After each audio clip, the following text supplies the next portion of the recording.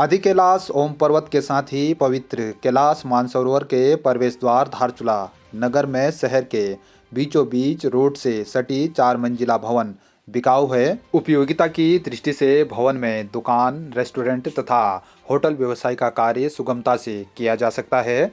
वर्तमान समय में धारचूला नगर में लगातार बढ़ रही पर्यटकों की संख्या और ऐसे में यह भवन आपके भविष्य के बिजनेस प्लान को फायदे का सौदा साबित कर सकता है। केवल सक्षम पार्टी ही इस मोबाइल नंबर पर संपर्क करें 9634237095।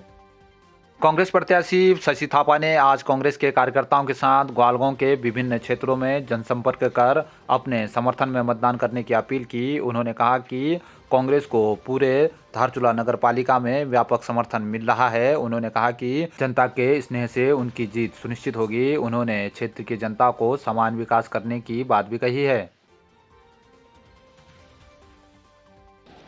जो रामेश्वर धाम है पिथौरागढ़ का, ये एक बहुत ही महत्वपूर्ण धार्मिक स्थल है और साथ ही साथ अब ये पर्यटन स्थल की तरह से भी डेवलप हो रहा है। आगामी जो मकर संक्रांति है उस दिन यहाँ पर एक बहुत बृहद मेला भी लगता है, धार्मिक कार्यक्रम भी होते हैं। इसके अलावा विभिन्न गतिविधियाँ साल भर यहाँ पर होती रहती हैं। तो यहाँ माननीय मुख्यमंत्री जी की घोषणा में एक ये स्थान का पूरा सौंदर्यीकरण का प्लान है। साथ ही यहाँ का जो मार्ग है उसको भी सुधारने का हमारा प्लान है। तो उस सबको देखने के लिए आया था और मुझे उम्मीद है कि जो प्लान है उसको हम लोग जल्दी ही एग्जीक्यूट कर पाएंगे। तो उसमें 2-3 चीज़ें करनी है। एक तो इस रास्ते को सही करना है, जिसके लिए हम लोग इनिशियल बजट को हम यहाँ जारी कर रहे हैं।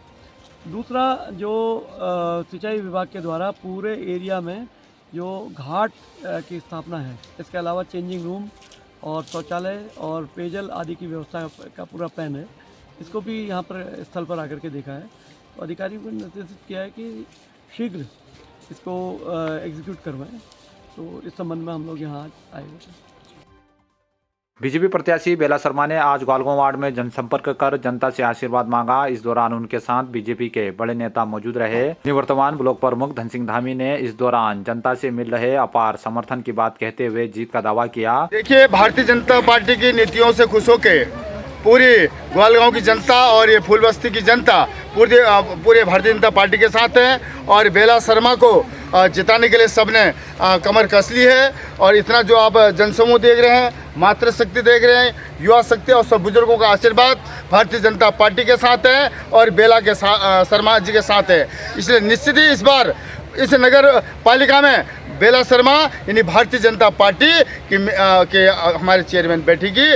इसके लिए सभी क्षेत्रवासियों को मैं बधाई देता हूं, आभार व्यक्त करता हूं कि जहां जहां जा रहे हैं उनका आशीर्वाद, उनका सहयोग और प्रेम हमारे प्रत्याशी को, हमारी पार्टी भारतीय जनता पार्टी को मिल रहा है। तटबंदी की मांग को लेकर खेत भराड़ के ग्रामीणों ने आंदोलन की दी चेतावनी। ग्राम प्रधान के माध्यम से जिलाधिकारी को भेजा ज्ञापन। 4 वर्ष से अधिक समय बीत जाने के बावजूद भी ग्राम पंचायत खेत भराड़ में बरागाड़ नदी में सिंचाई विभाग द्वारा स्वीकृत तटबंध निर्माण में टेंडर प्रक्रिया में हो रही देरी को लेकर लोगों ने नाराजगी जताई। ग्रामीण कई बार विभाग से टेंडर प्रक्रिया पूर्ण कर कार्य को पूर्ण करने की मांग कर चुके हैं। विभाग के द्वारा लगातार टेंडर प्रक्रिया में बरती जा रही अनियमितता को लेकर ग्रामीणों ने नाराजगी जताई है। टेंडर प्रक्रिया में हो रही देरी के कारण ग्रामीण अब आंदोलन को मजबूर हो रहे हैं। ग्रामीणों द्वारा आज खेत भराड़ में ग्राम प्रधान भागीरथी देवी के माध्यम से जिलाधिकारी को ज्ञापन भेजा गया। आज ग्राम पंचायत खेत भराड़ में ग्रामीण द्वारा एक ज्ञापन प्रस्तुत किया गया, जिसमें कि बरागाड़ नदी किनारे जो 2018 में आपदा आई थी, उसके एवज में जो निर्माण कार्य सिंचाई विभाग द्वारा कराया जाना है वह विभाग द्वारा स्वीकृत है। और कई वर्षों से यह ग्रामीणों की मांग है कि यहाँ पर जल्द से जल्द तटबंध का जो निर्माण कार्य है तटबंध का वो जल्द से जल्द कराया जाए। लेकिन कई वर्ष बीत जाने के बावजूद भी यहाँ पर जो लगातार विभाग द्वारा काम करने में देरी की जा रही है, ग्रामीण इससे काफ़ी नाराज़ हैं। ग्रामीण कई बार विभाग से इसमें जो टेंडर की प्रक्रिया है उसको पूर्ण करके निर्माण कार्य कराने की मांग कर रहे हैं, लेकिन विभाग द्वारा इस पर लगातार लापरवाही बरती जा रही है, जिस कारण ग्रामीणों में काफ़ी रोष है।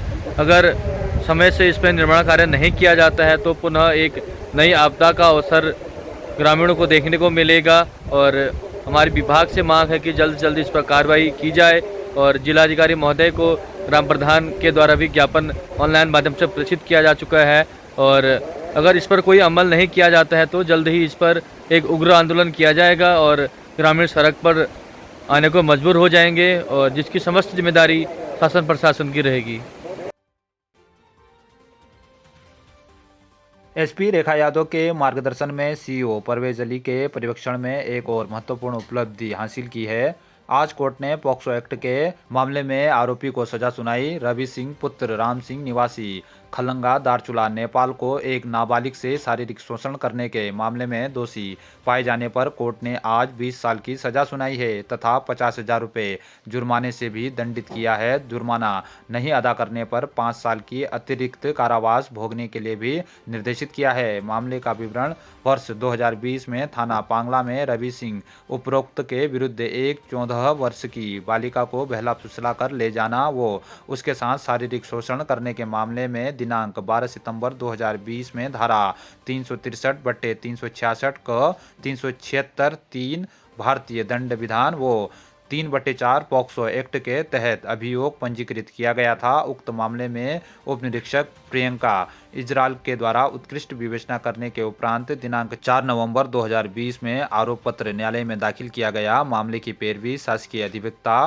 प्रेम भंडारी व प्रमोद पंत द्वारा की गई। मामले की सुनवाई के दौरान जिला जज एवं विशेष सत्र न्यायाधीश शंकर राज ने अभियुक्त रवि सिंह उपरोक्त को दोष सिद्ध करते हुए 20 वर्ष का कठोर कारावास तथा 50,000 रुपये जुर्माना की सजा सुनाई। जुर्माना अदा न करने पर 5 वर्ष अतिरिक्त कारावास भोगना पड़ेगा।